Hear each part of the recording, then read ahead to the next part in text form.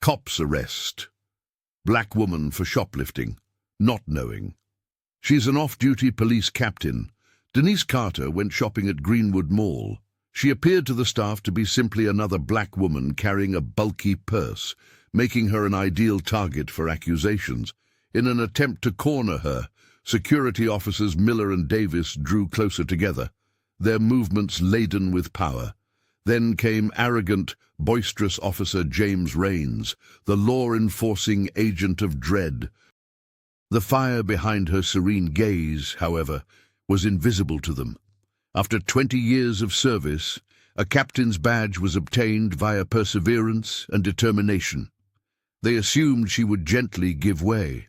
They were mistaken, and pride would be held accountable in a minute. Before we continue, please leave a comment indicating where you are in the world, and remember to subscribe because you won't want to miss tomorrow's story. Warm areas appeared on the gleaming floors of Greenwood Mall as the Saturday afternoon sun shone through the skylights. With her leather purse swinging softly by her side, Captain Denise Carter strode with purpose. The straightforward process of purchasing her niece's birthday present felt refreshing after a demanding week filled with paperwork and personnel meetings. Scanning the storefronts, she whispered to herself, something unique for Jasmine. Teenagers loitering near the fountain, families pushing strollers, and weekend shoppers filled the mall. Denise pushed the idea of work from her mind and relaxed. That feeling of calm persisted for precisely 8 minutes. She saw them in a window display's mirror, 2 security officers keeping what they likely believed to be a discreet distance. The taller one, whose name tag was Miller, looked straight at her and shouted into his radio. Davis, the shorter guard, looked uneasy as he kept gazing between her and his partner. With 20 years on the force and the ability to recognize surveillance from a mile away, Denise's jaw tightened. She has previously been followed in shops. Even though it was nothing new, the pain was still present. Miller's voice echoed along the hallway. "Cop that! A black woman wearing a blue sweater and a brown leather bag is watching." Denise balled her fingers into fists. Her body throbbed with the desire to turn and face them. She could make them squirm, watch their expressions fall, and flash her badge. No, she was shopping for her niece while she wasn't on duty. This was not going to be ruined by them. She inhaled deeply before entering the upscale jewelry and accessory store Crystal's Boutique. Jazz played softly overhead, and the air was lovely with the smell of vanilla perfume. Linda, a middle-aged Caucasian lady with a name tag that said she was wearing a clean blazer, stiffened significantly behind the desk. "Am I able to assist you?" Linda's smile stopped short of her eyes, and her tone was abrasive. "Thank you. Just browsing." Even as her heart pounded against her ribs, Denise maintained a steady, polite voice. She approached an exhibit of tiny charm bracelets, the precise type Jasmine had been teasing for months. Denise could see Linda tracking her movements in the mirror behind the counter through the glass. Miller and Davis hovered outside the business entrance, fumbling with a directory map. "All of these cases are locked," Linda said loudly as she materialized at Denise's elbow. "Only employees are able to remove items." "I get it," Denise said, continuing to look at the bracelets. "I'll notify you when I'm prepared to see something." Linda remained where she was. She moved in closer, her gaze flitting from her purse to Denise. Suddenly, Denise felt as though the leather bag she had saved for 3 months was burning against her side. Denise straightened up and added, "I'd like to see that silver bracelet with the butterfly charm, actually." After a moment of hesitation, Linda slowly grabbed her keys. Denise saw her hands shaking a little when she opened the case. The manager's nervousness was evident, as though she thought Denise would take the entire tray and flee. The bracelet was stunning, with small crystals glistening along the butterfly's wings and delicate links that caught the light. Denise grinned, seeing the joy on Jasmine's face as she opened it. "I'll take," she started. "Excuse me," Linda interrupted her abruptly. "I must see what's inside your purse." There was silence in the boutique. The jazz even appeared to wane. Other people turned to stare. And Denise felt the heat creeping up her neck. "I apologize." She spoke in a quiet, controlled tone. "This case is missing a piece of jewelry." As Miller and Davis walked into the store, Linda's voice became louder and more assured. "You slipped something into your purse, and I spotted it. It was anger, not fear, that made Denise's hands shake. That is just untrue. Other than the jewelry you just showed me, I haven't touched anything. Please comply, Mom." With his hand on his radio, Miller took a step forward. "Place your bag on the counter and empty it." The usual cloak of authority settled over Denise's shoulders as she pulled herself up to her full height. "I won't. Nothing has been stolen by me. Furthermore, you lack the authority to search my private property without a valid reason." Behind his buddy, Davis shuffled uneasily. Despite her scarlet face, Linda persisted. "We'll contact the cops unless you reveal what's in the bag." This is harassment," Denise firmly declared. "Ever since I walked into this mall, you have been following me. I'm black, so you're targeting me, and I won't put up with this disgrace." Miller stepped forward, attempting to intimidate her with his size. "Finally, reveal the secret before things become messy." With her voice calm and her heart racing, Denise refused to back down. "I'm not going to open anything. You have no evidence, no right, and no probable cause. Off and back." "That's it," Miller said, reaching for his radio. "At Crystal's boutique, code 10, the subject is not complying, calling for police assistance." At the door, several people had congregated with their phones up. Now that things were getting more intense, Linda wrung her hands and appeared less certain. Davis continued to stare at the exits as though he was thinking about getting out. But Denise remained still. She had confronted dishonest officers and armed suspects. A biased store manager and mall security wouldn't harass her. Her eyes were fixed on Miller's, while her handbag remained securely by her side. She replied softly, "You're making a huge mistake." As they awaited the arrival of assistance, the tension between them grew. Neither side is prepared to concede. As Denise remained calm, despite her rage threatening to explode, the tension in Crystal's boutique increased. "Before you proceed with these unfounded charges," she remarked calmly to Linda, "how about we have a look at your security cameras? They will demonstrate that I have not taken anything." For a time, Linda's confidence faltered. There they are, the cameras. Denise gestured toward the prominent black dome in the corner of the ceiling. "Let's view the video together." And there, and there. Miller didn't wait to hear back from Linda. His fingers dug into Denise's flesh as he took hold of her right arm. Davis gripped her left arm with a softer hold, appearing more uneasy. Miller said, "You've been warned. You're now tampering with security procedures." It was Denise's police training. In a matter of seconds, she could have released their grip, but it would have just made matters worse. Rather, she spoke steadily and loudly enough for the throng to hear. Calmly, "I would like to see the security film that would demonstrate my innocence. That's a sensible solution, not meddling." The entryway to the store became darkened as a broad-shouldered figure forced its way through the crowd, with his badge shining and his face contorted in what appeared to be more anticipation than worry. Officer James Raines strode in. Denise was familiar with Raines. She received the complaints about him on a regular basis. Black customers are specifically targeted by aggressive arrests and excessive force. Somehow, he had escaped grave repercussions, shielded by departmental connections. "What do we have here?" Raines roared, ostentatiously examining the area. In an intentional act of intimidation, his hand was casually resting on his firearm. Linda hurried to clarify that she would not allow us to inspect her suitcase for theft. Another one stirring some trouble. Rains interrupted, his threatening eyes fixed on Denise. Isn't it the same narrative every time? Officer, Denise said, keeping her demeanor formal. This miscommunication could have been easily cleared up when Rains suddenly seized her shoulder and shoved her into the glass wall of the boutique. Several customers gasped as the impact shook the internal display cases. Rains pressed her harder against the glass, which felt chilly on her cheek. He growled near her ear. "Don't tell me how to do my job.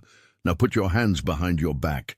This is excessive force," Denise said firmly, maintaining control over her voice despite the shame and anger raging inside her. "You are infringing upon my rights." Rains yanked her arms back harshly and laughed. "You have the right to remain silent while I charge you with resisting arrest." The shackles clicked closed, too tight. The crowd had expanded around them. Everywhere you looked, there were phones capturing the action. There were a few whispers of contempt. No one stepped in when others pointed out that this was wrong. After whirling her around, Rains began dragging her into the mall hallway. For Denise, every step was an exercise in controlled rage. She had dedicated her professional life to combating precisely this type of misuse of authority. And now, here she was, living it out for herself. The main corridor of the mall had stalled.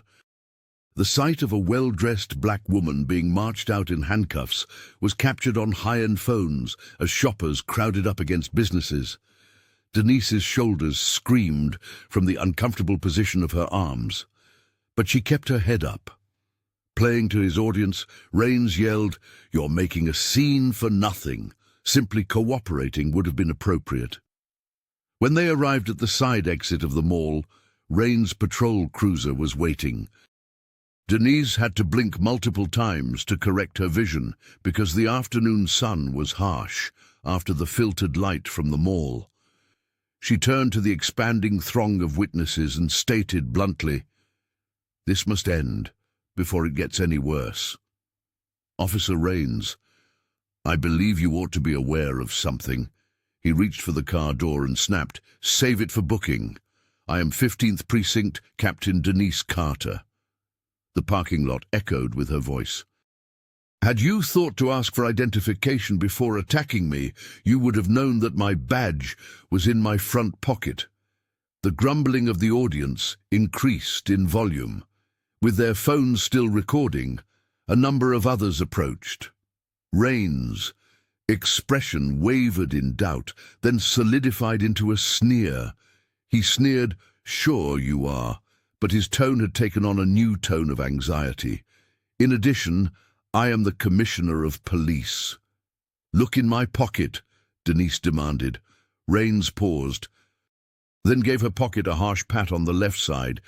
When his hand came into contact with the recognizable form of a police badge, it froze.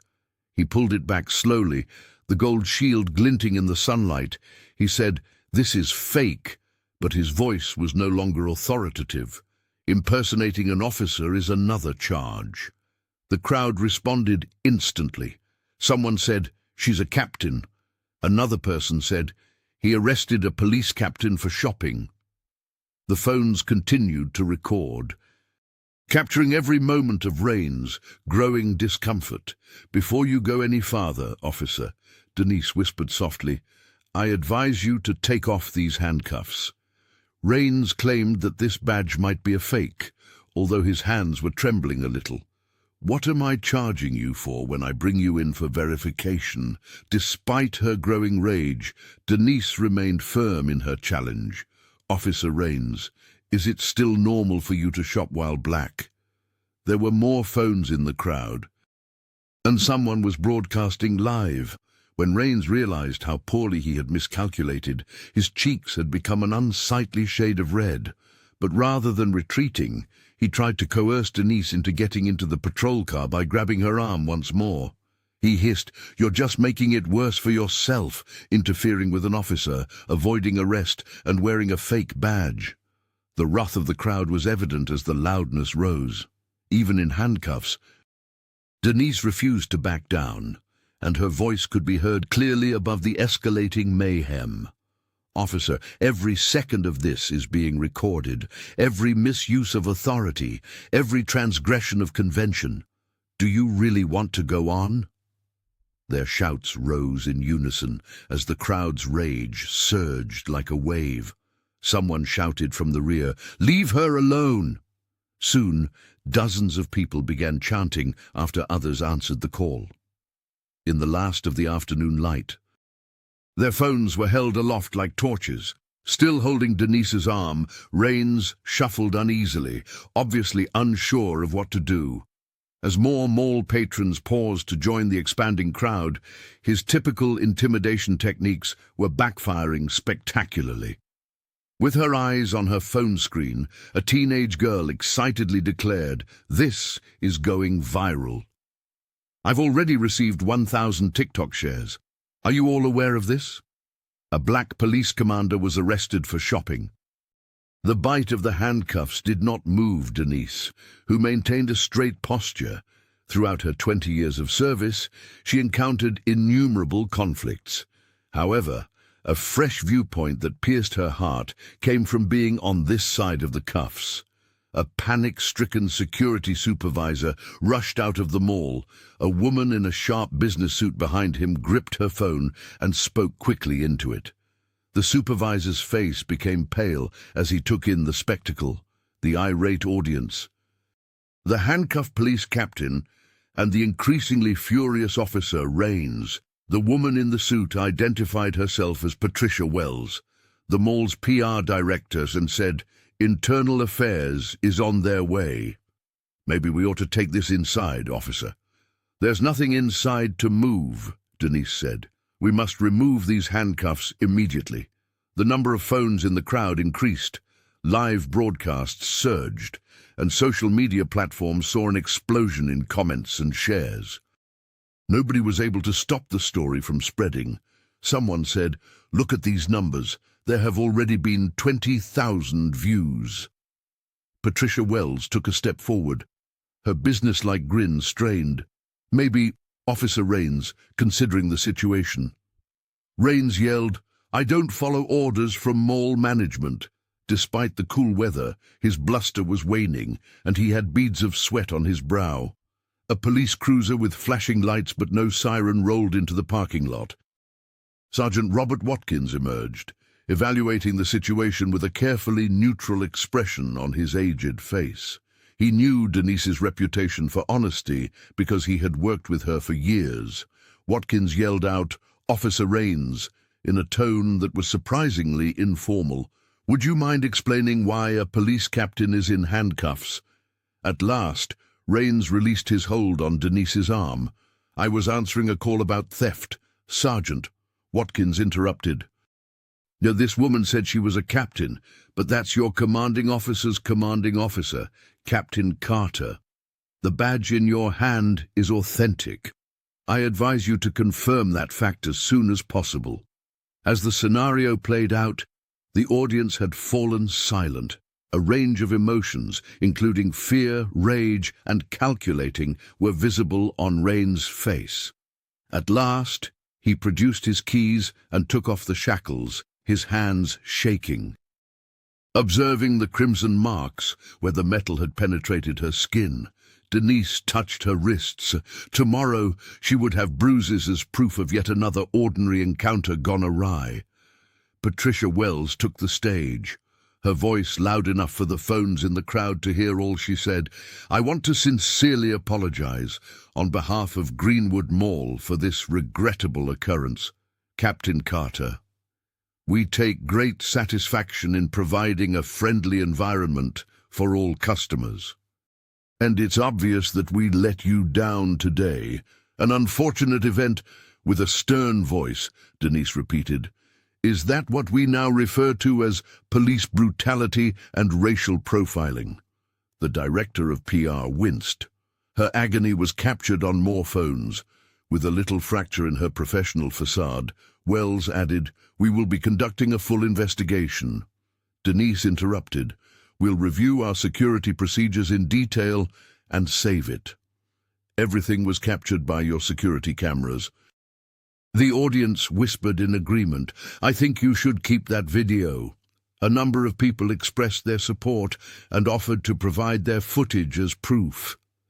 Sergeant Watkins approached Denise and spoke quietly as the mall's public relations team attempted to control the escalating situation. Rains was on his radio before I arrived, so you should be aware of that. Denise said softly, Let me guess. Composing his account of what happened. Watkins gave a somber nod. He has already accused you of resisting and hitting him as he was being arrested. You are aware of how these reports operate. The first written version becomes the official story. Denise's face remained neutral despite a new rush of wrath. This design was not new to her. Excessive force, particularly against black individuals who dared to defend their rights, was justified by false claims. She said to Watkins, He has no idea who he's dealing with. As mall managers attempted to resume regular operations, the crowd eventually started to thin out. Before hastily departing the scene, Denise gathered her possessions, including her badge, which Rains had thrown on the ground. The journey home seemed unreal. Her neighborhood's well-known streets appeared the same, yet everything had changed. Her mind raced through the ramifications of what had transpired. But her hands remained solid on the steering wheel. Denise went directly to her home office as soon as she arrived home. She had to record it all while it was still fresh in her mind. There was a gentle hum as the laptop turned on. She received a ping in her email. The department has sent out a new notice. Subject, 2T13487 Incident Report.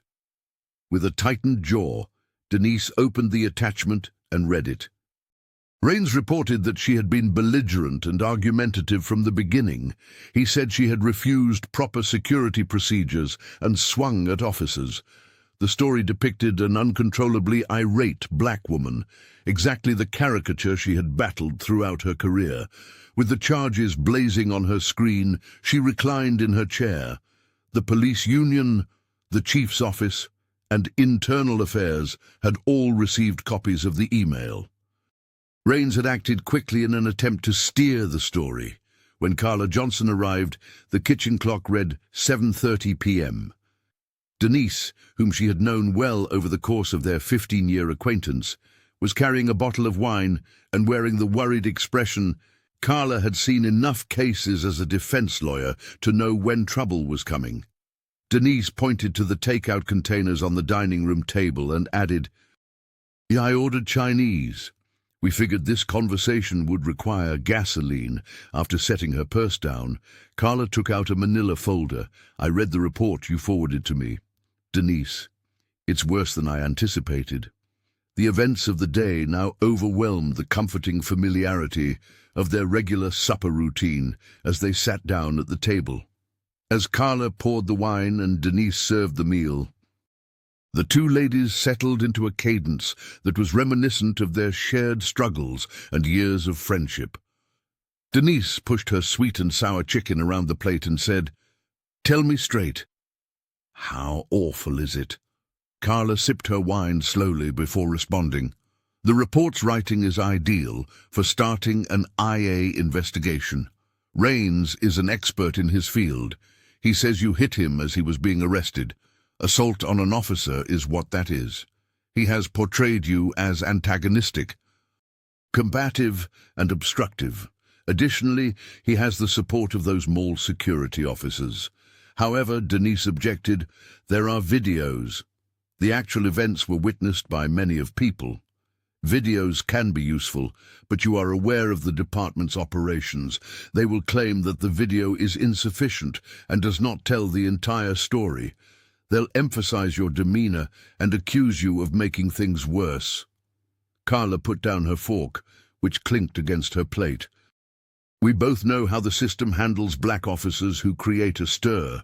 Let's face it, Denise's appetite gone. She pushed her plate aside. What alternatives do I have then? We can fight it legally. Your record is impeccable, and the videos are helpful." Carla, however, paused, picking her words carefully. You can face suspension awaiting investigation if the department chooses to promote this narrative. They may even attempt to compel you to retire early. Over a fabricated charge of shoplifting. Incredulous, Denise's voice soared. No, Carla said quietly, over questioning the current situation, over damaging their image, over refusing to accept the humiliation in silence as a black woman. The air was heavy with the sincerity of those statements. Denise got up and moved toward the window in the kitchen. Her quiet suburban street appeared serene and typical from the outside, but now nothing seemed regular. Turning back to her pal, Denise remarked, "I could go public. The story has already been published. I could speak in interviews and present my case." Carla's face became increasingly worried. "That's dangerous. Do you remember the 12th Precinct's Captain Williams? 3 years ago, he came out against racial profiling in his department. He works security at a warehouse in Ohio, as far as I know. There are ways for the system to highlight those who speak up, so I should simply accept it." Denise balled her hands into fists. "Permit them to write their lies, destroy my reputation, everything for which I have labored." "No," Carla firmly answered. "We fight intelligently. We collect proof.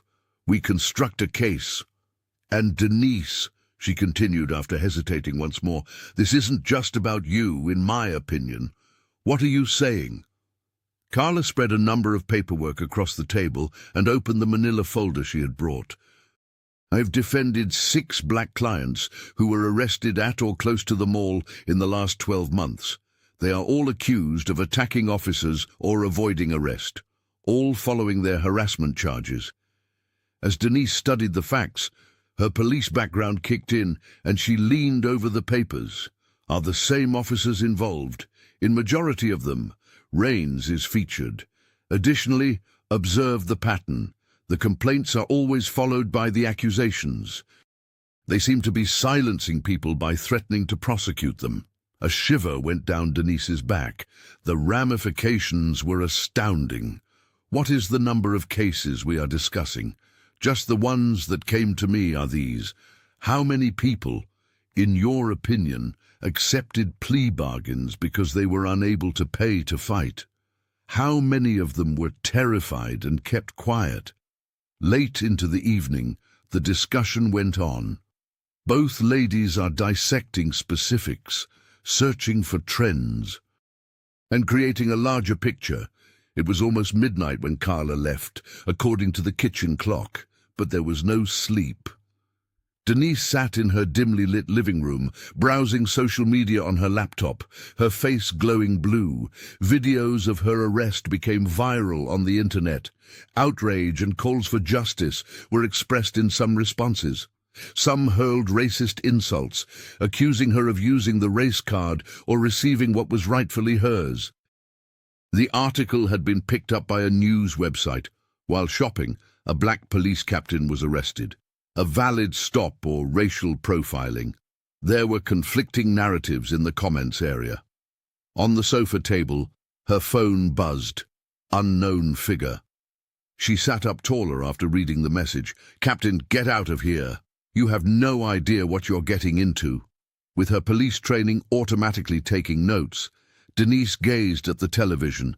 Local area code, not a texting app.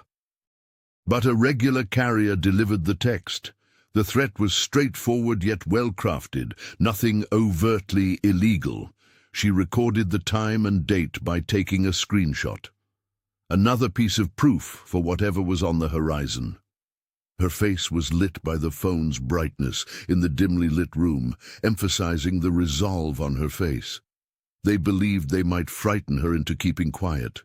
They had no idea who they were up against. At precisely 8 in the morning, Denise arrived at Carla's workplace, where sunlight was streaming through the windows. Since the majority of the staff wasn't expected in for another hour, the legal office was quiet. They had scheduled their early meeting for precisely that reason. Carla, whose desk was piled high with manila folders, added, "I've been up all night reviewing cases." The dark bags beneath her eyes reflected Denise's own lack of sleep. "We underestimated the size of what I discovered." Holding a travel mug of much-needed coffee, Denise took a seat across from her pal. "Show me." Carla laid out hundreds of case files on her enormous desk, forming a paper grid. "These are all bogus arrest reports over the last 12 months. The majority of them took place in or close to Greenwood Mall and involved all black citizens. How many? I can confirm 47 cases. However, these are only the cases where individuals retaliated or sought legal assistance. There are likely 5 people who cannot afford to contest the charges for everyone who does." Leaning forward, Denise looked over the papers. Patterns quickly caught her trained eye. Rains, Martinez, and Cooper are among the officers who keep popping up. Carla tapped a few folders and looked at the charges: disorderly conduct, assaulting an officer, and resisting arrest.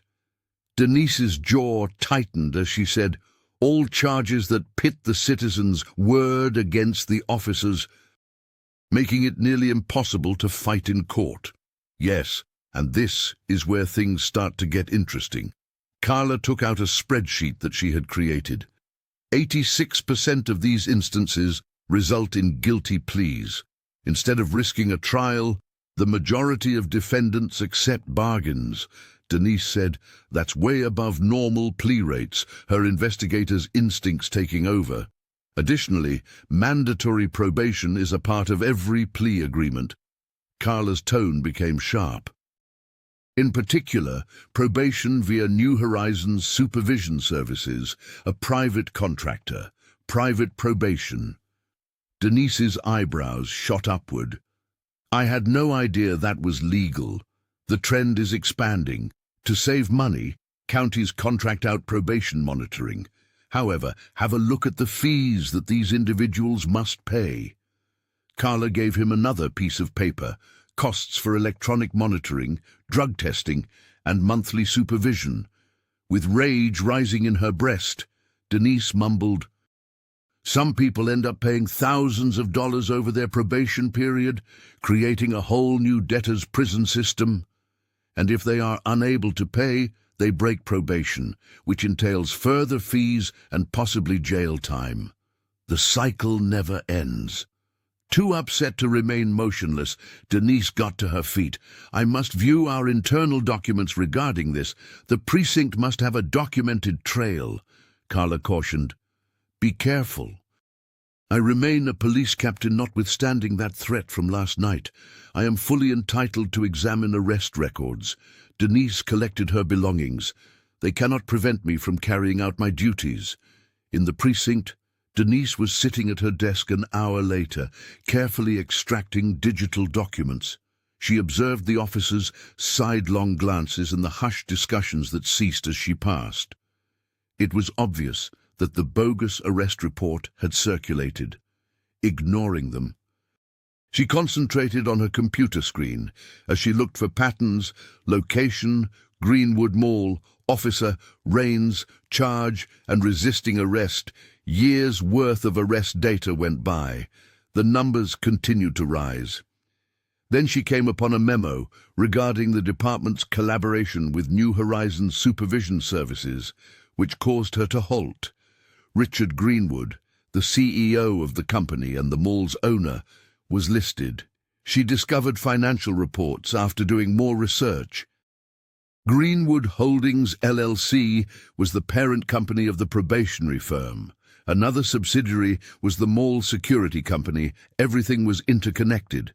Carla texted her, and her phone buzzed, discovered another item. Every quarter, just prior to the mall's results announcement to shareholders, these cases increase. Denise's thoughts whirled. More persons on probation resulted from more arrests. More probationers meant more money was made. The Greenwood family benefited from the probation payments that followed. Local police made erroneous arrests, and the mall's security targeted black customers. She stuffed important papers into her briefcase after printing them. She heard more looks and whispers as she was leaving. Let them speak. Now her worries were very serious. Denise was parking across from Greenwood Mall in the sweltering afternoon sun. The glass exterior of the building shone, giving the impression that it was a prosperous, high-end retail establishment. She had witnessed her humiliation there yesterday. She had a new perspective on things. She observed customers arriving and departing. With hands-on radios, mall security officers are positioned at each entrance. A young black mother was rushing by with her pocketbook tightly gripped and her eyes darting tensely. Like her, a teenage lad was being followed by a guard. The enormity of it suddenly struck her. What was the duration of this? How many lives had been lost because of unfounded accusations? How many families had been devastated by the costs of probation, all in an effort to boost the Greenwood's earnings? White-knuckled, Denise clutched her steering wheel. She had witnessed a great deal of institutional prejudice and corruption throughout her 20 years in law enforcement. However, this was not like the others. This was organized, purposeful exploitation. She gazed at the tall entrance to the mall, where she had been carried out in handcuffs only the day before. The automobile was so quiet that her speech was hardly audible. It was more than just me. Denise had just taken a seat with the pile of papers at her desk when she heard someone knock. A young Latina woman was holding a notebook as she stood in the doorway of her office. "Captain Carter, I'm the City Herald's Maya Lopez," press credential dangling from a lanyard. She took a deliberate step forward. "Have a moment." Denise began to respond in her usual non-commentary manner, but she paused at something in Maya's resolute face. "Shut the door." Maya took a seat and started recording on her phone. "Although it isn't the reason I'm here, I have been following your case since the mall incident. I've been looking into Officer Rain's relationship with private probation firms for the past 6 months. Leaning back, Denise examined the reporter. "What did you discover? Money trails, shell businesses, suspicious arrest time." Maya's tablet displayed documents. However, I struck barriers. The sources stopped talking. Documents vanish. After watching the footage of what transpired with you, I realized that this was my opportunity. What's your chance to reveal this at last? Maya's conviction flared in her eyes. Massive payments from New Horizons to offshore accounts are documented in my banking records. Tax returns that don't match. However, I need an insider to help me make the connections. Denise gave it some thought. Journalists may be friends or foes. However, Maya's earnestness made her think of herself from 20 years ago. What perspective do you have on this story? The reality, how a corporate machine and a racist police officer are ruining black lives for financial gain. Maya bent over. I grew up witnessing my immigrant parents being singled out by predatory businesses and harassed by the cops. For me, this is more than just a story. After a long pause, Denise gave a nod. I am unable to serve as your official source. However, I may know someone who can assist you in tracking down the money. All I need is that. Maya grinned. I may also have something for you. Do you know what the Justice Coalition is? They convened in a small conference room at a community center 2 hours later. A tall man with graying temples, Reverend Marcus Green, laid down pictures on the table. Only the last 3 months are included in these. Rains and his team made all of the fraudulent arrests. Other community leaders were seated around them, educators, entrepreneurs, and activists. They all told tales of Rains. They had both been collecting evidence. Lisa Chen, a local educator, stated, "We have been recording everything. Witness accounts, medical records, and videos of the persons Rains roughed up. However, every grievance is ignored." Jerome Wilson, who ran a barber shop next to the mall, noted that the police review board is pointless. Greenwood has them all in his pocket. While Denise reviewed the evidence, Maya took quick notes. The identical trend was revealed in dozens of sworn affidavits, false charges, arrests that are violent. Pressure to agree to plea bargains. Reverend Green, the woman, gestured at a picture, mother of 3 living alone. During a traffic stop, Rain said she attacked him. She is currently paying $300 in probationary fees each month.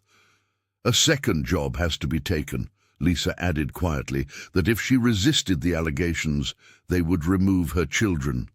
Denise clasped her hands. Why haven't these stories been published previously? Fear, said Jerome plainly. Rains provides instances of individuals who speak up, unusual traffic stops, unexpected infractions of the building code. Children are being harassed at school. But, according to Reverend Green, we kept records while we waited for a higher authority to take action. He gave Denise a serious look. Maya raised her voice. We might make a strong case with these affidavits and my bank records. It would be published in the Herald. Denise warned that it would require multiple articles. There are hordes of attorneys in the Greenwood family. Then, Maya stated firmly, we'll write a series. Keep up with each thread. Demonstrate the depth of this. They connected the puzzle pieces and planned for an additional hour. The campaigners have years' worth of records. Maya was knowledgeable about finance. Denise was intimately familiar with police protocols. As they wrapped up, Denise cautioned us to move gently. These folks aren't going to give up easily. We must thus attack quickly and forcefully, Maya contended. Others will come forward after the first tale is publicized. By the time Denise turned into her driveway, it was dark. The revelations of the day weighed heavy. Numerous lives were impacted. So much evidence was disregarded. Even though she was aware that prejudice existed in the department, she was nevertheless astonished at the extent of organized exploitation. As she got closer to her front door, the light on her porch flickered. The mailbox was so packed that it spilled onto the floor. Odd, this morning, the mail had already been delivered. Her stomach clenched as she collected the strewn-about envelopes. No addresses for returns, no postmarks, supplied by hand. She put them out on the kitchen table inside. She opened the first one, her hands shaking a little. An unpolished illustration of a dangling figure. Words clipped from magazines beneath it. Take care of yourself. There were pictures in the next. She was seen leaving her home in surveillance footage, shopping, Carla's introduction. She had been being followed. Additional letters poured forth, racial epithets written in rough script, threats directed upon her family, her niece's school photos. One picture was in the final envelope. At the mall, Denise was arrested. Crosshairs had been drawn across her face by someone. Her chair in the kitchen was heavy. She was surrounded by hate messages like poisonous confetti.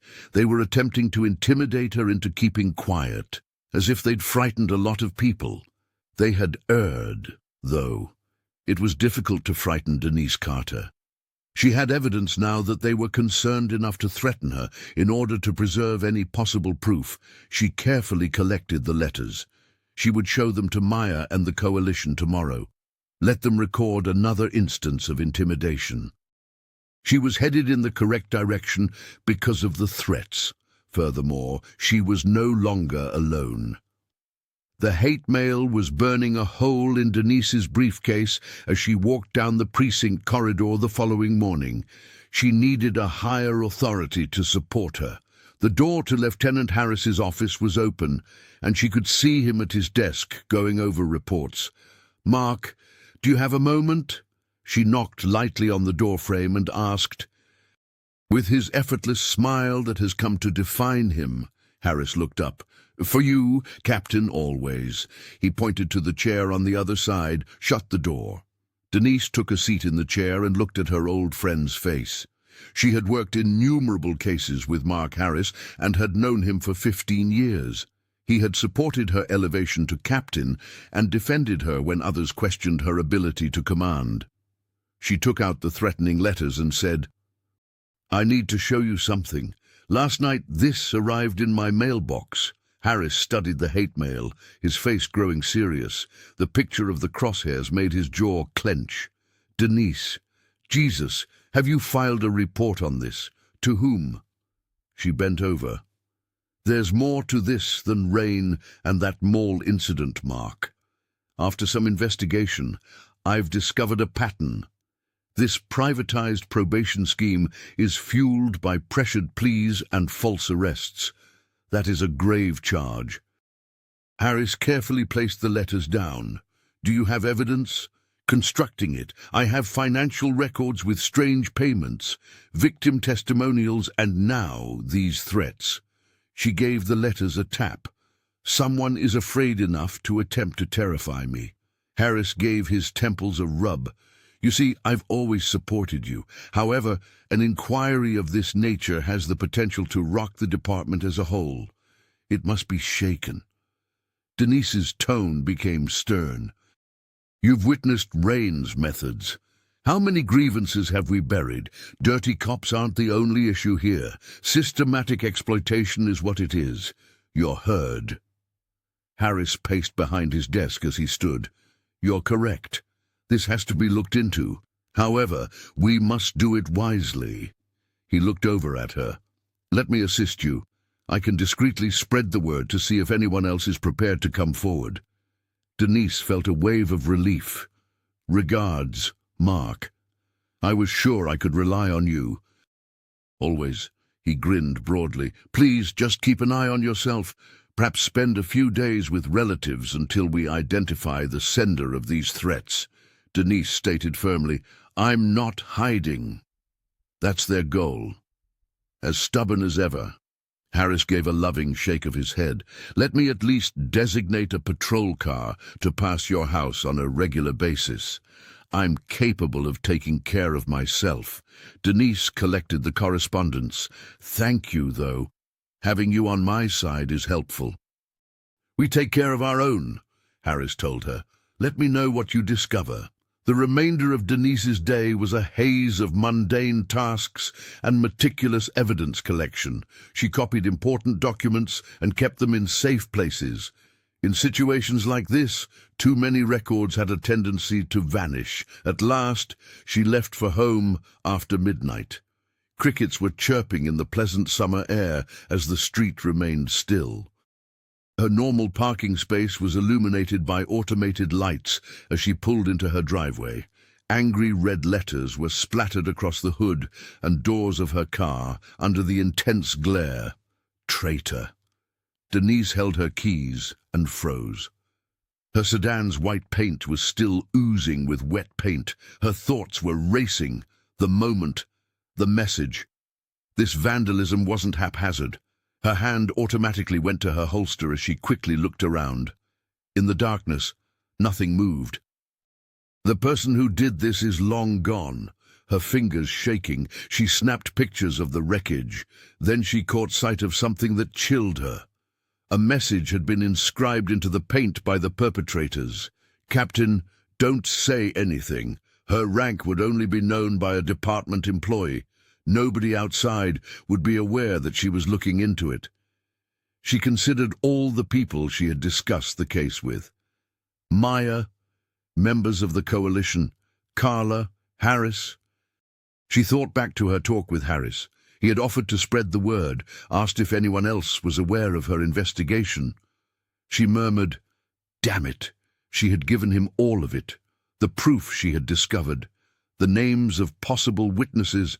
If he and Rains were collaborating, Denise fell violently onto a kitchen chair inside her home. She had left her badge on the table that morning. Shadows were cast over the wall as the gold shield caught the light. 20 years. For 20 years, she had worn the badge, believed in its principles, refuted claims of widespread racism against the department. She persuaded herself that internal transformation would occur. She now gazed at the representation of all she had worked so hard to achieve and questioned whether the rot had spread throughout, if anything worth preserving remained. Tears of anger and treachery threatened to cloud the shield. She returned the blinks.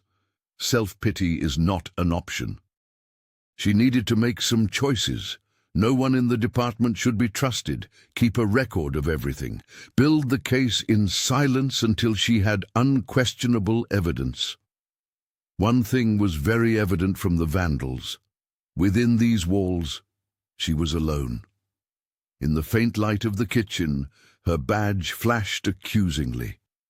She was confronted with the possibility that the institution she had pledged to oppose had turned into the very thing she had believed in.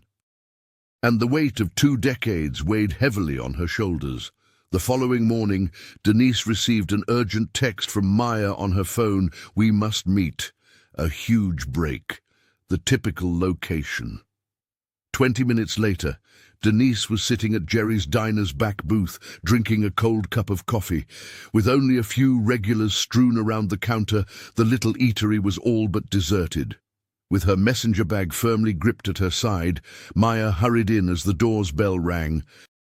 "I apologize for being late," Maya remarked as she slipped into the booth. She glanced around the diner and then leaned closer. "However, you will want to see this." Maya carefully kept the manila packet below table level as she took it out. "Do you recall the source I mentioned? The one in the mall management office?" The envelope was slid to Denise by her. They delivered hugely. Carefully opening the envelope, Denise took out multiple sheets of business letterhead. She glanced at the first page, her eyes widening. Maya concluded, her voice scarcely audible above a whisper. "This is internal memos from the mall's board meetings, about 18 months ago. Turn to page 3. Denise turned to the page that was recommended. The document described corporate language for security procedures and loss prevention programs. However, her hands started to shake as she read more. The document provided clear guidelines on how security should target high-risk groups, a thin veil for profiling based on race, quotations from meetings where board members talked about working with local police to optimize enforcement opportunities were included. Maya tapped a highlighted area and indicated that they were dealing directly with precipitation. Bonuses for security personnel, depending on arrest volume, were approved by the board. They were fully aware of their actions. Denise continued reading. The memo explained how the private probation system would be impacted by arrests. New Horizons Supervision Services, a business, the parent company of the mall, held a majority interest. Denise breathed, "It's all here." The entire pipeline. They were encouraging racial profiling rather than merely permitting it, making money out of it. Maya gave a somber nod. Another individual was compelled to participate in their probationary program for each fraudulent arrest. Mandatory rehabilitation programs and monthly payments all serve to further the corporate objectives of the company. "How did you obtain this?" Gently putting the papers back in the envelope, Denise inquired. "My source is employed in the corporate accounting field. While they wait for someone to look into it, they have been recording everything." Maya's eyes shone brightly. "They realized it was time when they watched the videos of your arrest become viral." Denise reclined, her thoughts whirling. They were in dire need of this. Evidence of police and corporate interests working together, proof of deliberate targeting of black consumers. This could not be written off as a few individual incidents or bad apples. "We must safeguard this," Denise stated resolutely. "And where did you get it?" "After this is released." Maya told her that was already addressed. "Everything has been documented, backed up data, several copies kept in safe places." Astute. The envelope was slipped into Denise's jacket. "Tonight, I'll scan these and make digital backups. However, we must proceed cautiously. You believe that someone in the department is collaborating with them in light of what transpired with my car?" "They are. I'm sure of it." Denise spoke in a harsh tone. "I had faith in Lieutenant Harris, informed him about the inquiry. The next thing I know, my car has been vandalized with a warning to leave that only the person inside would understand. Maya's face grew serious. Then we don't discuss this until we are prepared to go public. No one else is aware of these documents. I agree. Denise looked at her timepiece. I must get these to a secure location. We then decide what to do next. Outside the diner, they said their goodbyes. Denise drove home while Maya went to the newspaper office. She kept the envelope safely inside her jacket. Throughout the voyage, her hand continued to touch it, telling herself it was genuine. Denise immediately headed to her study when she got home. Her father had owned the bulky wooden desk, solid oak, with a secret space in the drawer at the bottom. She slipped the envelope inside with care, then used a key she wore around her neck to lock the drawer. She experienced a sense of hope for the first time in weeks. The burden of betrayal and loneliness somewhat subsided. Now they had evidence, direct documentation of the conspiracy, not merely witness accounts or circumstantial proof.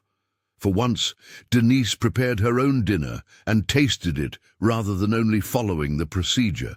As is now her routine, she looked at her security cameras. The street was quiet, though. Not a single suspicious car. No more nighttime vandalism. Later, Denise let herself dream about what might happen as she got ready for bed. The press conference at which all the details would be disclosed, the expressions on Rains, Harris, and mall executives' faces. They were all aware that their plan had been discovered. Justice is now being served to the victims. She turned the lights out. The home begins to hum and groan in familiar ways.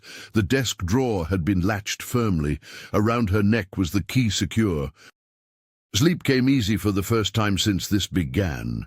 They would start organizing the evidences released tomorrow, but Denise could sleep tonight, being aware that they had everything they required at last. The truth would be revealed. There would be justice. Their secret to overthrowing the entire corrupt system was the memo. Denise felt lighter than she had in ages as she fell asleep. Finally, the finish was in sight. Inspired by the breakthrough of the day before, Denise got up early. She texted Maya after pouring her morning coffee. "Are you prepared to make plans for the future?" No answer. Nothing had changed after an hour. It was unusual for Maya, who usually responded in a matter of minutes. When Denise tried to call, the call went straight to voicemail. Trying to sound informal, she left a message. "Hello, just checking in on yesterday's conversation. When you can, give me a call." Anxiety was eating away at her stomach by noon. She'd called twice and sent 3 more texts.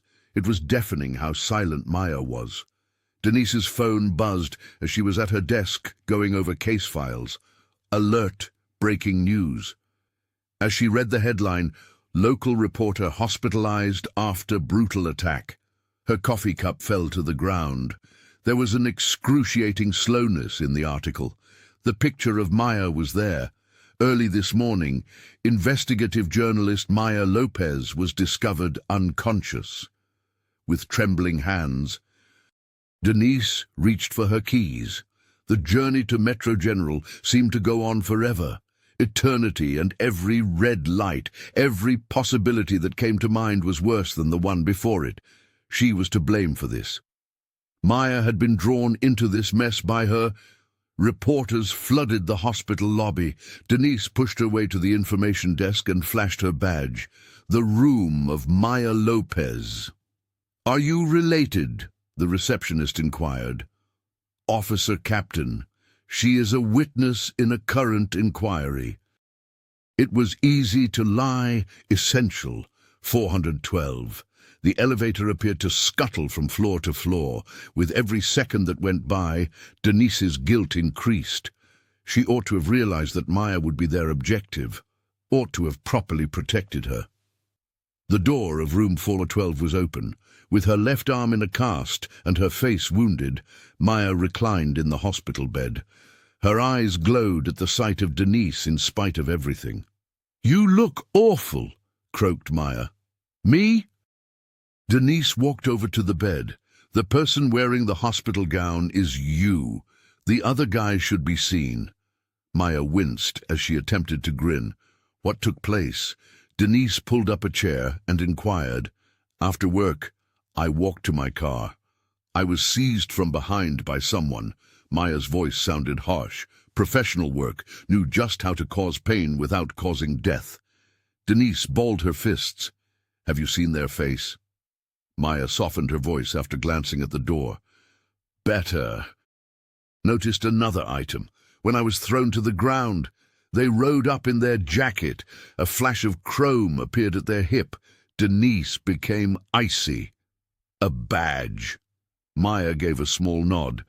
Departmental problem, the same as yours. Denise felt the affirmation as if it were a physical blow. This had been done by one of her own, someone she might see every day in the precinct corridors. Denise murmured, I'm so sorry. I shouldn't have. Don't. Surprisingly, Maya's good hand held Denise's wrist tightly. This demonstrates that we have a significant idea. They're afraid. Denise snarled, they ought to be afraid of me now. Excellent. Maya grimaced and shuffled. Since I'm not going to stop, you shouldn't either. There was a nurse in the doorway. Ms. Lopez requires sleep. Maya begged for 5 more minutes. Despite scowling, the nurse nodded. When they were alone once more, Maya spoke quickly. Is the memo secure? Locked in my home desk. Today, I'll begin producing copies. Excellent. Because we're close, Maya said, pointing to her wounds. Unless they were in a dire situation, they wouldn't risk assaulting a reporter. Denise got up. Take a nap. I'll see how you're doing tomorrow. As Denise arrived at the door, Maya called, Be careful. They are aware that we possess something. Worry and anger filled the drive home. Denise's thoughts continued to repeat what Maya had said. A badge from the department. This had been done by someone she worked with. The treachery was deeply painful. As the sky became orange due to dusk, she pulled into her driveway. Even before she got to the front door, something didn't feel right. There was a faint wrongness in the air. It didn't matter that the door was locked. Carefully, Denise drew her off-duty handgun and stepped inside. There was nothing in the living room, kitchen routine. But she noticed it when she got closer to her study. She always kept the door closed, but it was slightly open. Denise pulled the door open, her heart racing. The room was a complete mess. Books are flung from shelves. Papers were all over the place, as well as her dad's desk. They had pried open the thick oak drawer. The lock broke apart. Already anticipating what she would discover, Denise hurried forward.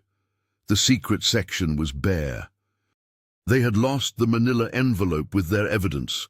The enormity of the loss struck Denise as she slumped in her chair. Their evidence, the records that might have revealed all. Everything is gone. She pictured Maya, bruised but unbowed, lying in that hospital bed. Even though they were unaware of it at the time, they were among the many victims of this scam who were depending on them. Her cell rang, a message from an unidentified number. The journalist won't be the only one next time. Denise's hands were shaking with rage as she gazed at the letter. This, they believed, would deter her, that she would give in if she attacked her pal and stole proof. She was completely unknown to them. She reported the break-in by calling 911. However, she was already aware of the answer. A standard report. No thorough inquiry. The system is defending itself. Denise glanced around her violated study while she waited for police officers to come. The shattered desk her father had given her. The strewn-about remains of her research. Although they had stolen the memo, they were unable to take her resolve, or the bravery of Maya, or the reality of what they had found. Denise sat at her kitchen table the morning after the break-in, gazing over the formal summons from Internal Affairs. Every word was a hammer strike. and the cream-colored paper felt heavy in her hands. Suspension without delay, investigation pending, accusations of wrongdoing. The buzzing on her phone persisted. News notifications continued to appear, with each headline getting worse. A distressed police captain alleges collusion. According to sources, the cop is suspended. Displays indications of instability. There are concerns about the police captain's grudge toward mall security. As she read one piece, Denise's jaw tightened. Departmental sources characterize Captain Carter's recent actions as capricious and spiteful. Colleagues are worried about the distinguished officer's seeming fixation on demonstrating discrimination at Greenwood Mall. She closed the browser and mumbled, "Lies." However, the harm had already been done.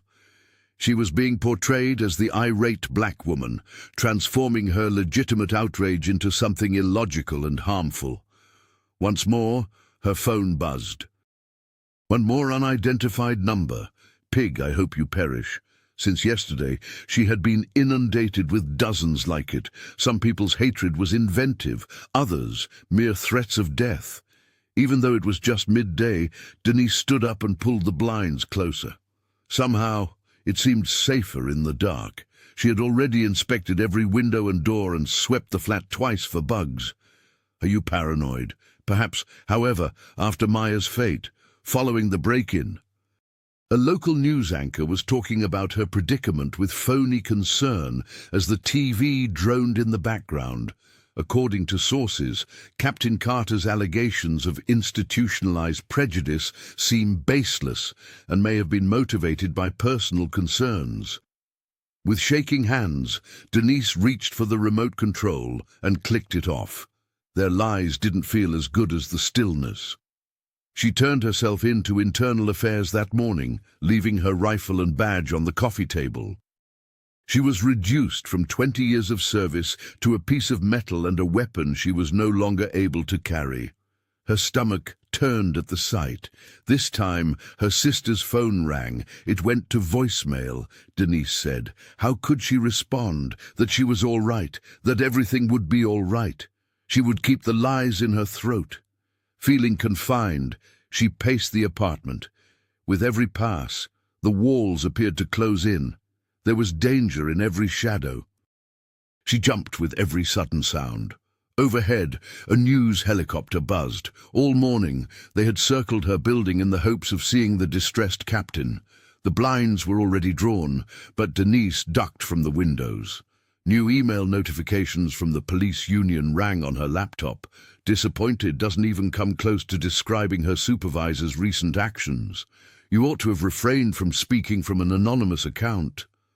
She shut the laptop firmly. Her eyes were burning with irritated tears, and the screen had already begun to blur. She wouldn't let go. She jumped as the doorbell rang. Denise stepped closer, looking through the peephole. Her heart skipped a beat. With her backpack thrown over one shoulder, Kayla stood in the hallway. Denise hurriedly dragged her niece inside after opening the door. "What are you doing here, Kayla? You ought to be at school." Kayla dropped her backpack and remarked, "The half day." She immediately threw her arms around her aunt and gave her a passionate hug. "I also had to see you." Denise first tensed, then relaxed into the hug. She was unaware of the extent of her desire for this, just some human interaction from someone who didn't view her as a failure or a threat. Kayla murmured, still clinging. "Mom is worried. She has been attempting to contact you." "I am aware." Denise withdrew and examined her niece's face. "I simply am unable to speak with anyone at this time, not in every situation. You're referring to all of their lies." Anger hardened Kayla's young face. "Auntie Dee, we are aware that they are lies, and so is everyone else at school." Her fingers darted across the screen as she took out her phone. "Take a look at this." The video started to play. The mall video. Not wanting to experience that humiliation again, Denise made an effort to turn her head away. Kayla, however, persisted. "Look at the views instead. It took a time for the number to register. 5.2 million views. The comments area was overflowing. This is the manifestation of systematic racism. For taking a stand, Captain Carter is a hero. Captain, you have our support, Kayla exclaimed with excitement. It's not just the video. Individuals are telling their own tales. Concerning Officer Rains, regarding the security of the mall, regarding the entire crooked system. Auntie D. Denise collapsed on the couch, overwhelmed by what you had started. They continue to accuse me of instability. The whole thing is a lie. What the heck? With a young face full of great determination, Kayla sat next to her. The truth has come to light. People are observing. They're paying attention. They're also upset at them, not at you. Kayla opened a new page, a group on social media with thousands of users. At Greenwood Mall, they were all having comparable experiences. Reports of harassment, false detentions, forced appeals. You see? Kayla gave her aunt's hand a squeeze. You're not by yourself. You're not insane either. Only you have the courage to confront them. Denise felt something other than sadness for the first time in days, a tiny glimmer of hope kindled by the steadfast faith of her niece, as well as the proof that public sentiment was changing. "When did you become so intelligent?" she inquired, controlling a tiny smile. "The best taught me." Kayla gave her another hug. "I learned to always stand up for what's right from you, regardless. You're doing that right now, and we're all on your side." The increasing gathering outside Greenwood Mall was beaten by the afternoon sun. Denise was one of the demonstrators. Over her eyes, a baseball cap was pulled low, observing in awe as hundreds of voices rose in unison. Carter's justice. Carter deserves justice. Above the sea of people, signs bobbed. Put an end to racial profiling. Put an end to police corruption. We support Captain Carter. Denise's throat grew constricted. She had felt so alone only days before. In her honor, strangers were now calling for justice. The gathering extended all the way to the front entrance of the mall, forcing customers to get in by squeezing through protest lines. Behind the glass doors of the mall, guards huddled anxiously, back and forth radioing. A few police in uniform were standing far away, appearing uneasy. In the crowd, none of them knew who she was. "This is the manifestation of solidarity," an old woman beside Denise said. She wore a Black Lives Matter cap over her gray hair. "Captain, they believed they could silence you. However, we are now your voice." Denise gave a nod. She didn't trust her own voice. After giving her arm a squeeze, the woman continued. They didn't realize she had just given encouragement to the individual they were all there to help. Teenagers in the vicinity of the front began a fresh chant. "Tell the truth. Tell the truth." Like wildfire, the rhythm swept through the throng. It was in Denise's chest. Her heart beat in time with each beat. It was electric energy, brimming with optimism and righteous rage. "Captain Carter." Behind her, Denise heard a soft voice and turned. There stood an adolescent black girl. She clasped the phone to her chest, wide with recognition. "My name is Tiana," the girl blurted out. "Brooks, Tiana, I took a video of your treatment by them." Denise's gaze expanded. Despite having seen the famous video dozens of times, she was unaware of its creator. "Thank you," she muttered. "People were shown the truth by your film." Tiana looked anxiously around. "Not the whole truth. Not quite yet. I have additional video. Prior to their grabbing you." She drew Denise away, leave the main crowd alone, and raised her phone. "As soon as I saw Officer Rains enter the mall, I began to record. The speed at which he arrived seemed off. The video started playing. Rains went through the mall, and Denise stared, approaching the shop with a specific goal in mind. However, This video began almost 5 minutes prior to the altercation, prior to any charges being brought. Tiana pointed. Look. Rains paused at the boutique's entryway in the picture. He leaned toward Linda, the manager, whispering something. Linda gave a nod, her face stiffening. Rains then took a step back, out of sight, and bided their time. After less than a minute, the video shows Denise walking into the store. It was put up by him. Denise took a breath. Before I entered, he had planned the entire event. Tiana gave a forceful nod. Last month, I saw him doing the same thing with my cousin. But back then, no one would trust us. When I noticed him making his way to the shop, I had a feeling something was going to happen. I simply didn't realize he was going after you. Why wasn't this segment released earlier? I felt frightened. Tiana acknowledged. There are friends for Rains everywhere. However, it's great to have everyone here today. She pointed at the throng. I can no longer be silent. This demonstrates that he planned it. Before you even walked into the business, he profiled you. Denise's thoughts whirled. The uncut video was damning. It was obviously premeditated, destroying the argument that the altercation was a natural one, from questionable actions. There are other people with videos than me. Tiana went on. I have a police accountability YouTube channel. For months, people have been emailing me footage. Rains repeatedly performs the same action. At this mall, always. Black consumers are always the target. The chants of the crowd became more intense. No fairness, no tranquility. Denise's arm was touched by Tiana. My supporters wish to lend a hand. This can be shared everywhere. However, it need a voice. Your voice. People have faith in you. You serve as evidence that this corruption affects even black officers. Denise gazed at the demonstration. Her mind was racing with ideas. The uncut video. Maya had collected the statements of the witnesses. The financial documents that connect the mall to the probationary program. And now, a horde of youthful activists prepared to spread the word. They cannot silence us all, Tiana stated resolutely. Not if we take a united stand. A van carrying news arrived at the curb. A cameraman and reporter leap out. Eager to be heard, the audience rushed forward. Denise observed the reporter getting ready. Her heart was racing. Now she had proof, actual, indisputable proof. More significantly, though, she had witnesses, allies.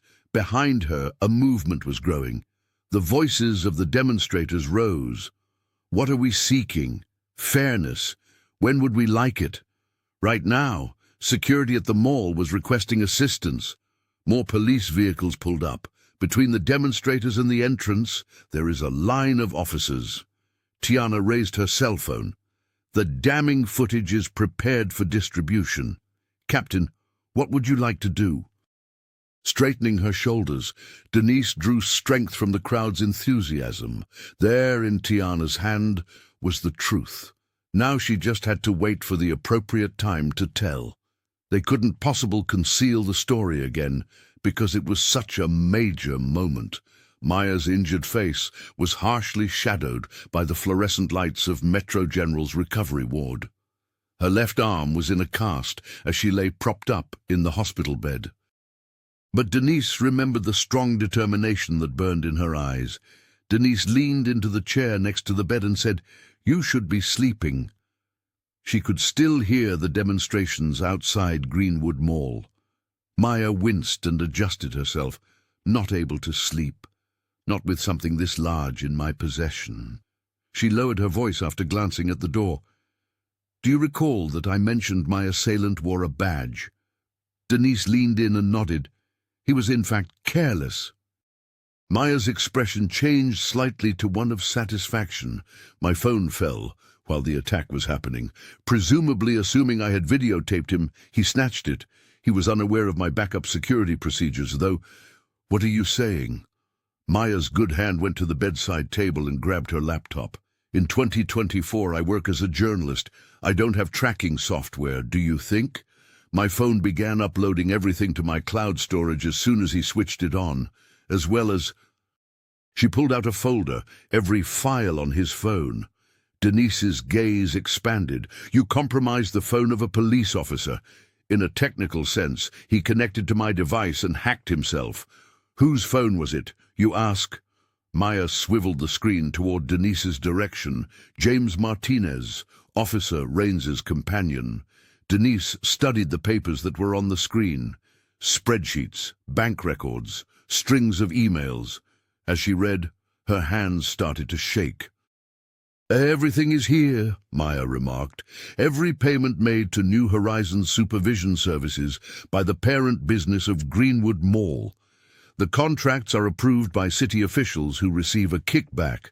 Examine the dates. They coincide exactly with the arrest increase.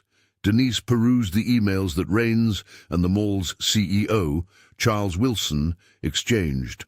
With casual harshness, they talked about target groups and quotas.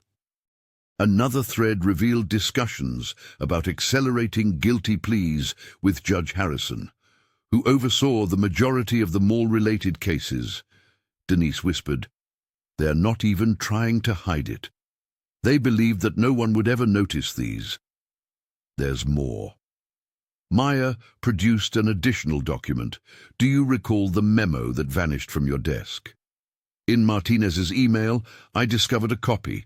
The one who broke in was him, most likely at Raines's direction. Denise's mind put the pieces together. They assaulted you for that reason. They were aware that you were about to reveal everything. Furthermore, we now have evidence that goes much beyond the mall's racial profiling.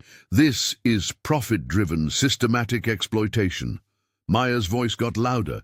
To release it, however, we need the appropriate platform, somewhere they can't manipulate the tale or shut us down. Taking out her phone, Denise looked at the municipal calendar. The council meeting. This Thursday evening, it is an open forum. Anyone can talk. Excellent. Ignoring the agony, Maya straightened her posture. Every council meeting is covered by the media. Furthermore, half of the individuals implicated in these documents will be seated on the council. As soon as I speak, they will attempt to silence me. If we're timing it correctly, no. Maya's instinct as a reporter took over. An hour before to the meeting, we make the unedited arrest footage available. As everyone is responding to that, you get up to speak. They won't dare stop you once you begin to provide the financial proof. Not when all the news cameras are in motion. Denise saw the scene in her mind. The council members, mall executives, and everyone else who believed they could break her were facing down Raines. Everything will need to be meticulously planned. Witness statements, the video, and these papers. I've already begun to put it together. Maya displayed a slideshow. All we have to do is polish your message. Start by sharing your own story with them. How did you fare? After that, enlarge it to reveal the pattern. Finish with the financial evidence that connects everything. The following hour was devoted to structuring the evidence and developing the story. Because of her background as a journalist, Maya was able to organize the discoveries for maximum impact. Denise highlighted how each article broke particular laws and policies by including specifics from her experience in law enforcement. Finally, Denise remarked, "You know they'll come after us hard for this. Particularly you. They have already demonstrated their willingness to resort to violence." Maya's bruised face was touched. "Give it a shot. Each criticism only serves to confirm that we are speaking the truth." In addition, she was able to smile. "A police captain is now keeping an eye on me." Denise gave Maya's hand a light squeeze. "Take a nap. Tonight, I'll post trustworthy uniforms outside your door." Later that night, Denise was holding index cards in front of her bathroom mirror. Truth and consequences weighed heavily on the prepared speech. She looked at her image, the darkness beneath her eyes. the fresh tension marks surrounding her mouth, the steel in her eyes. "My name is Captain Denise Carter," she said steadily as she rehearsed. "I was wrongfully arrested while I was shopping at Greenwood Mall 2 weeks ago. However, this goes beyond a single instance of racial profiling. This concerns an organized crime group that operates in our city." She stopped, recalling the chants of the demonstrators, Tiana's bravery, Maya's perseverance in spite of her wounds. She felt the burden of their confidence bearing down on her. She said to her mirror, "This stops now." Everything. On Thursday, she lay out her suit, the sharpest blazer she had, pants that have been pressed, shoes that have been polished. The light on her dresser hit her captain's badge, which she hadn't worn since the suspension. She felt its familiar weight as she picked it up. It all depended on Thursday night. The proof was strong. The witnesses were prepared. The scene was prepared. All she needed to do was go up and tell the truth. Denise squared her shoulders and went back to the mirror. "Captain Denise Carter is my name." She started over, her voice getting louder as she spoke. The sound of footfall and hushed talks filled the marble corridors of City Hall. Camera teams fought for space close to the doors of the council chamber. Every seat in the house was occupied, and people were lining the walls and overflowing into the corridor. Heart thumping, Denise stopped in the doorway. In her palms, the evidence folder felt weighty. She recognized faces: Maya in the rear, with her cast remaining arms, Tiana preparing to record on her phone. Justice for Carter t-shirts are worn by community activists. At first, no one saw her. Her badge was pinned inside her blazer, and she was wearing civilian clothes. Officer Rains was lounging in his chair near the front, laughing and chatting with Charles Wilson, the CEO of the mall. Her stomach churned with their easy cockiness. Mayor Thompson used a handkerchief to wipe his forehead while seated in the middle of the elevated council platform. His gaze shifted from the crowd to his phone. Clearly sensing the tension in the room, the other council members moved in their chairs. Denise joined the crowd of citizens who were waiting to speak. At the podium, each person had 3 minutes. She kept an eye on the clock since she knew her video was about to expire. The audience erupted in a frenzy. Throughout the room, phones were illuminated. People pushed against one another while displaying screens. Rains's giggle was interrupted as he became aware her arrest was captured on live, unedited video. Mayor Thompson cleared his throat. "Please, next speaker." Denise moved to the front desk. Heads turned now, like flames. Whispers spread. Rains straightened his posture. His grin wavered. "Captain Denise Carter is my name." She spoke loudly and clearly over the microphone. "I was wrongfully arrested while I was shopping at Greenwood Mall 2 weeks ago. However, this goes beyond a single instance of racial profiling." She placed documents around the podium and laid out her evidence folder. "This relates to an organized criminal operation that operates in our community, a business that targets black people for arrest, coerces them into accepting plea agreements, and makes money off of their probation." The muttering of the audience increased in volume. The space was illuminated by camera flashes. Internal conversations between police officers and mall management are what I have here. She displayed the initial document. They talk about arrest quotas that target particular groups of people. "According to my financial records, New Horizons Supervision Services has received money from the mall's parent firm." Wilson, the CEO of the mall, took out his phone and began typing furiously. Mayor Thompson attempted to cut him off. "This forum is for community issues, not baseless charges, Captain Carter. The allegations are well documented." Denise went on, raising her voice, included correspondence about accelerating guilty pleas between Judge Harrison and Officer James Rains. She looked straight at Rains. I was falsely arrested by Officer Rains, who later submitted a fake report alleging that I had assaulted him. Rains was red in the face. He got up from his chair halfway, but in an anxious whisper. Wilson took hold of his arm. I got suspended for looking into this fraud. A police officer attacked a journalist who was assisting me. However, they were mistaken. A thumb drive was displayed by Denise. Everything I'm saying is supported by evidence that was inadvertently uploaded by the officer who attacked her. Now, everyone in the crowd was paying attention and taking notes. Live updates were already being posted by a few persons. As word of the tale spread, phones continued to vibrate with notifications. According to Denise, this system has devastated lives.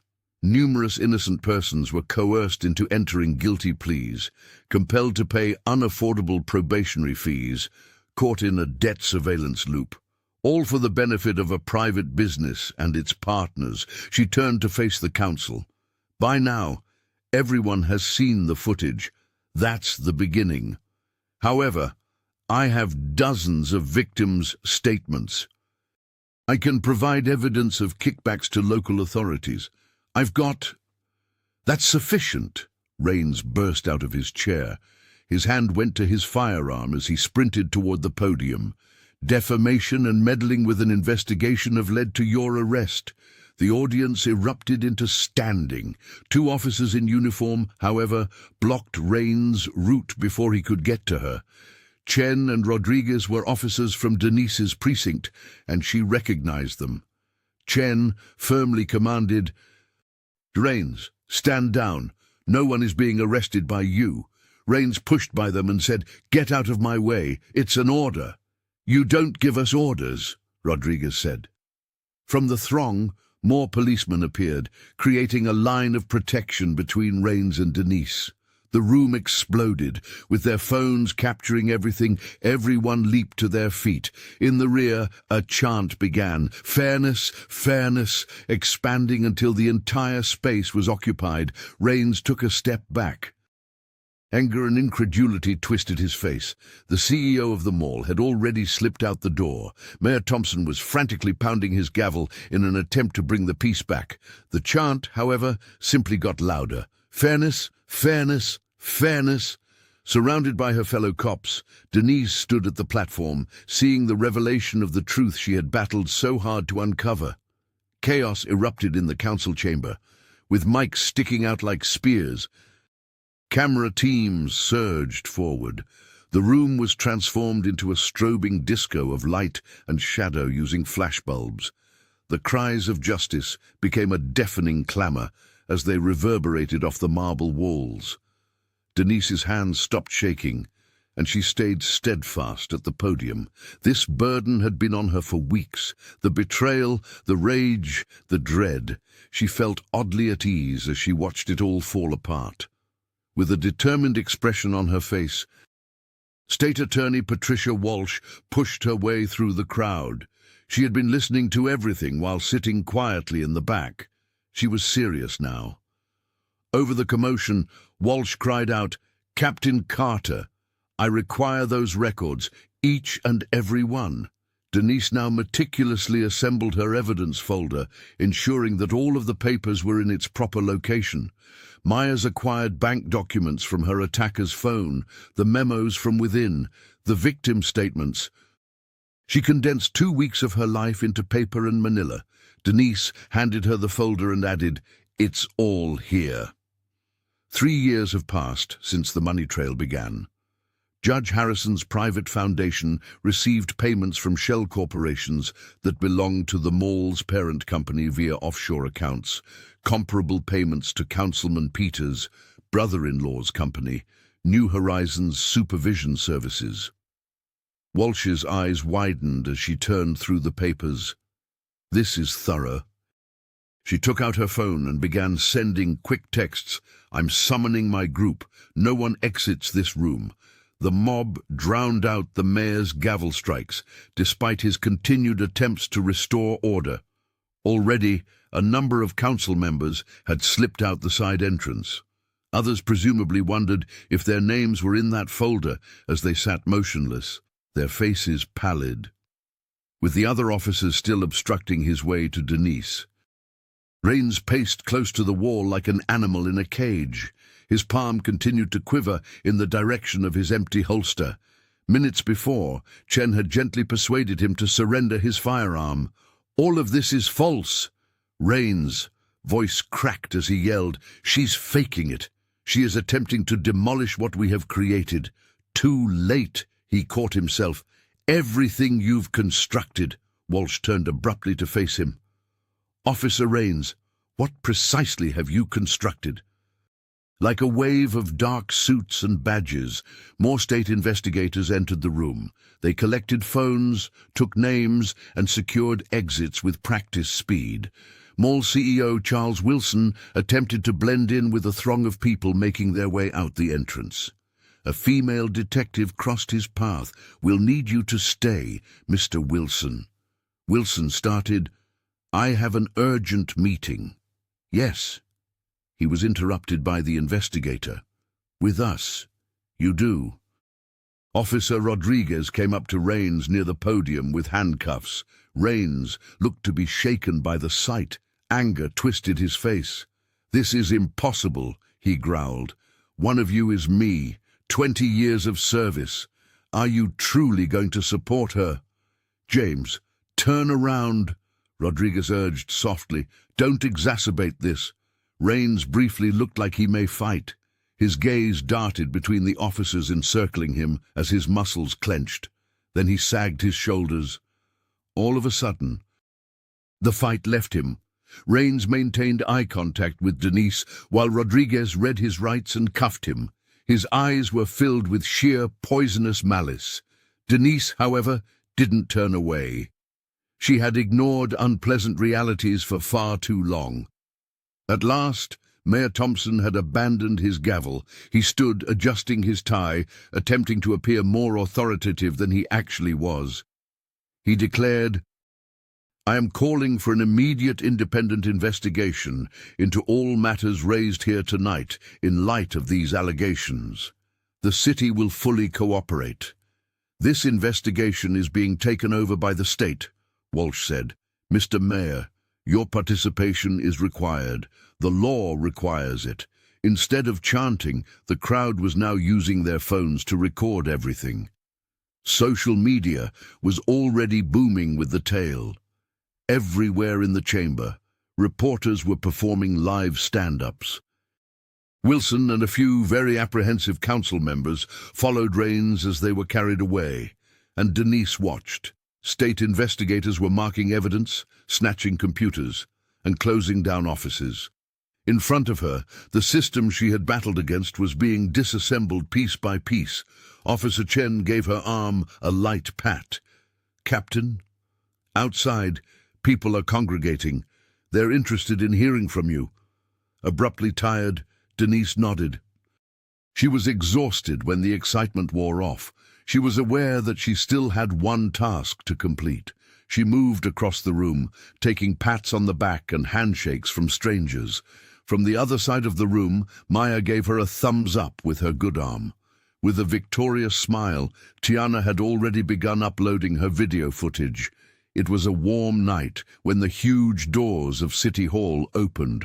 Protesters crowded the steps, their signs lit by phone screens and lamps. There was a cheer that seemed to tremble the building's base when Denise came out. "Captain Carter! Captain Carter!" She gazed out over the sea of faces from the top of the steps, young and old, white and black, all united in calling for change. A few were in tears. Others gave strangers hugs. To improve their vision, parents raised their kids up onto their shoulders. Denise felt the crushing weight start to come off her shoulders for the first time in weeks. She had been alone with this battle for so long. However, she was no longer alone. The facts were out. Justice was on the way. Her skin felt liberated by the chilly night air. Greenwood Mall was a shadow of its former glory 3 days later. The typical Saturday commotion had given way to a spooky silence, punctuated only by the sound of shoes on shiny floors. Several establishments with dark, shuttered windows under examination had yellow police tape over their entrances. Denise's heels clicked on the tile as she passed down the main hallway. Today, she chose to wear her captain's uniform as a statement rather than out of duty. This time, her identity would be unmistakable. There were more employees than consumers in the few stores that were open. Numerous stores were temporarily shut down. Their proprietors became entangled in the expanding inquiry. Usually crowded on weekends, the food court was just half full. Notices in windows that read "Under New Management, Temporarily Closed Pending Review" or "Under New Management." Denise was spotted by a young woman with a stroller who smiled broadly. "Thank you, Captain Carter. I appreciate everything you've done." Feeling the tenderness in the woman's voice, Denise nodded. She began to attract the attention of more people. An old man extended his hand to shake hers. "One of them was my grandson," he replied softly. "Last year, they forced him to accept that plea bargain after falsely accusing him. Thanks to you, his case is currently being evaluated." Squeezing his hand, Denise said, "I'm glad. We fought this battle for precisely that reason." They were followed at a respectful distance by a small throng. A few gave a gentle clap. Others simply wanted to be close to her, to grin or nod in appreciation. As she passed, new security officers who had been hired after the entire previous staff was fired stood up and saluted. A group of adolescent girls were whispering eagerly beside the fountain, pointing at her. One separated from the others and approached tremblingly. "Would you, Captain, join us in taking a photo? You've become our hero. In our civics lesson, we prepared an entire presentation about you." With contagious enthusiasm, Denise posed with the girls. Both of their phones flashed and clicked. Being their age, she recalled how much it would have meant to see someone who resembled her challenge authority and succeed. She advised them to never allow anyone to make them feel less than who they are. Even when it's difficult, stand up for what's right. Kayla was waiting by the store, where it all began. When she noticed her, Denise came over, and her niece's expression brightened. Kayla hurried forward to embrace Auntie Dee. "Being back here is really strange. Is it good or bad to be weird?" Kayla pointed at the shop and said, "Good weird. Definitely good weird." Their entire crew was replaced. "The boss who reported you to the police? They are also looking into her. She was receiving bribes for specifically targeting black customers, it turned out. The vibe was entirely different inside the store. They received a warm, even reverent welcome from the new employees. The youthful cashier was giddy with anticipation. "What a privilege! Captain Carter, kindly notify us if you want any assistance." Finally allowed to shop in peace, Denise and Kayla looked through the jewelry section. The lights now glinted innocently on the identical displays that had resulted in Denise's incarceration. While looking at a delicate silver necklace, Denise remarked, "I still can't believe it took 3 weeks just to buy you a birthday present. But it was worth the wait." Kayla touched the arm of her aunt. "You made a change with what you did. It certainly did affect things. The way the kids at school view me has changed. They are curious about what it's like to have an aunt who is a superhero." Denise chuckled. "Honey, I'm not superhuman. Simply a person who grew weary of being pushed about. However, that's what makes you a hero. Despite your fear, you took action." They chose a stunning pendant with silver wings that fanned out in the air. Other customers retreated as they got closer to the register, demanding to go ahead of them. The cashier added a second little box and wrapped their product neatly. She clarified that this is a gift from us as an expression of our regret for everything. Denise began to object, but was halted by the girl's sincere look. "Thank you. That's really nice. Outside the store, more people had congregated, creating an unplanned reception line. Denise's hands were pressed with cookies by an elderly woman. She revealed the corruption, and a man in a business suit stopped to thank her. Parents introduced her to their kids and described her identity. You see, the police captain was the one who confronted the criminals. The crowd grew as they moved toward the exit. Someone began to applaud. The mall erupted in cheers as the sound spread. Kayla squeezed Denise's hand. As they got closer, security kept the doors open. The sky outside was tinted pink and orange by the late afternoon sun. As they entered the parking area, the cheers continued. Kayla smiled and gripped her shopping bag. This reminds me of the conclusion of a movie. Denise grinned as she considered everything that had transpired. Along with the courage, unity, and triumph, there was also the dread, wrath, and treachery. Maya was recuperating, but already starting on her next piece when she thought of Tiana, who had sparked a movement with her video, of all those whose lives this battle has impacted.